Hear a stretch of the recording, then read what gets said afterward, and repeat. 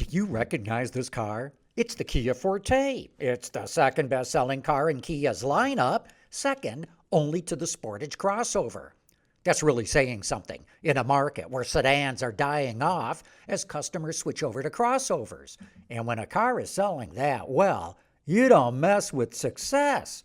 But that's not what Kia did. It not only redesigned the car, it changed the name. Now they call it the K4. One reason why they changed the name is that they're really aiming this car at a younger customer than they did before. They're marketing it to Gen Ys and Gen Zs, and they want a clean break with the past. That's why Kia cut a deal with the National Basketball Association so that customers can customize the icons on the center screen, where they can select 30 different NBA logos to represent their apps. You buy the logos at the Kia Connect store, and then they're uploaded to your car with an over-the-air update. It's also why Kia created a car configurator that's only available on TikTok. And then they got independent content creators to make wild TikTok videos to promote different ways to configure it. And it's also why they went with sportier styling, what Kia calls opposites united. It's got LED headlamps, a long hood with a fastback rear with LED taillights, and they hid the rear door handles to make it look more like a two-door instead of a four-door. Officially, the K4 is classified as a compact sedan, but thanks to how roomy it is inside, no one's going to feel that this is a compact car, especially with the amount of rear seat legroom and headroom and the space in the trunk. The center screen is actually 3 different screens that are merged behind one 30-inch long display of digital instrumentation.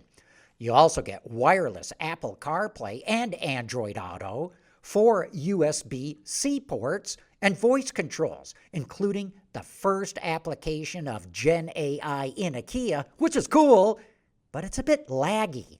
And you can also use your phone as a digital key. Under the hood is a 2-liter 4-cylinder with 147 horsepower and 132 pound-feet of torque. It's connected to a CVT that gets an EPA rating of 34 miles to the gallon. There's also an optional 1.6-liter turbo with 190 horsepower and 195 pound-feet. It's bolted up to an 8-speed automatic that gets a 29 mpg rating. There's actually 5 trim levels of this car, including the GT line, which gets hydro engine mounts, a multi-link rear suspension, alloy pedals, and reinforcements for the front shock towers. This is a decent car to drive. It's noticeably quieter than most entry-level cars. Performance with the base engine will be fine for people who just want to get from point A to B, while the GT line with the turbo delivers quick acceleration and solid handling. The MSRP for the base model is $21,999. Add the destination charges of $1,155, and you get a base price of $23,145. Now that's several $1,000s more than the base Forte, which may be another reason why they changed the name. But before you rush out to buy a K4 sedan, keep in mind that Kia has a cool-looking hatchback coming, and that might be worth the wait.